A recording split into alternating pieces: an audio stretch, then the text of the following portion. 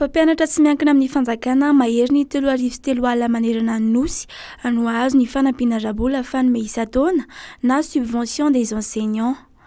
Natomboka tamin'ny herinandro ity ny fizarana io fanampiana rabola io akany teto Analamanga no nanomboana ny fizarana ary 4,4 alina ariary isaky ny mpampianatra no raisina amin'izao fanomboana izao raha ny famoaham-baovao nataony ministera ny fanabeazam-pirenena androany alarobia.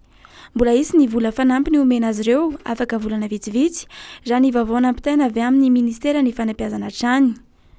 Aparitaka manerana ny faritra ireo tompon'andraikitra ao amin'ny ofisy nasionaly misana ny sekoly tsy miankina amin'ny fanjakana na ONEP izara ny anjarany any amin'ny faritra hafa.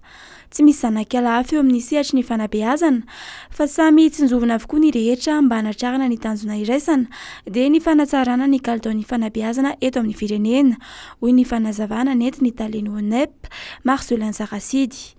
Ankoatr'izay dia sekoly 770 izay asan'ny mpampianatra 577 hafa ihany koa no hisitraka fanampiana manokana mba hanalefana ny vesatra eo amin'ny ray aman-dren'ny mpianatra.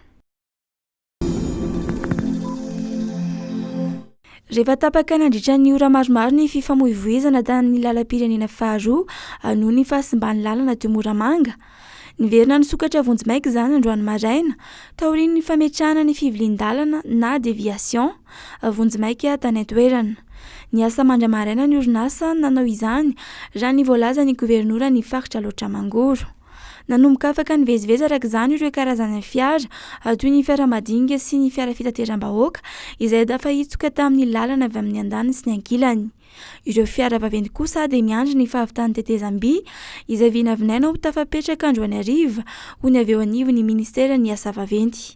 Marihana fa noho ny hamafy ny rika ny sabotsy foalahady lasa teo no nahatonga ny fahasimbany ity lalana tao Moramanga ity.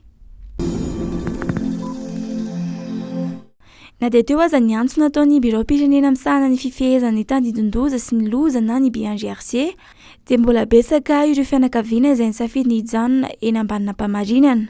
Maro anefa ireo tandidin-doza misy eny amin'ny toerana iny, indrindra ho an'ireo izay monina eo amban'ilay soratra hoe Antananarivo araka ny fanazavan'ny loharanom-baovao ao amin'ny BNGRC.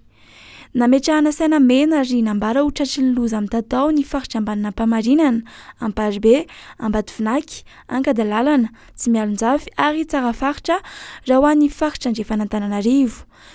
Ny Fokotanin'Ambohipotsy, Andohamandry, Ifaliarivo Ambanidia, Manjakamiadana, Andafiavaratra, Ambavadimitafo, Kazitokana ambony, Ambotsiroko kosa ho an'ny faritra Tsinanantananarivo.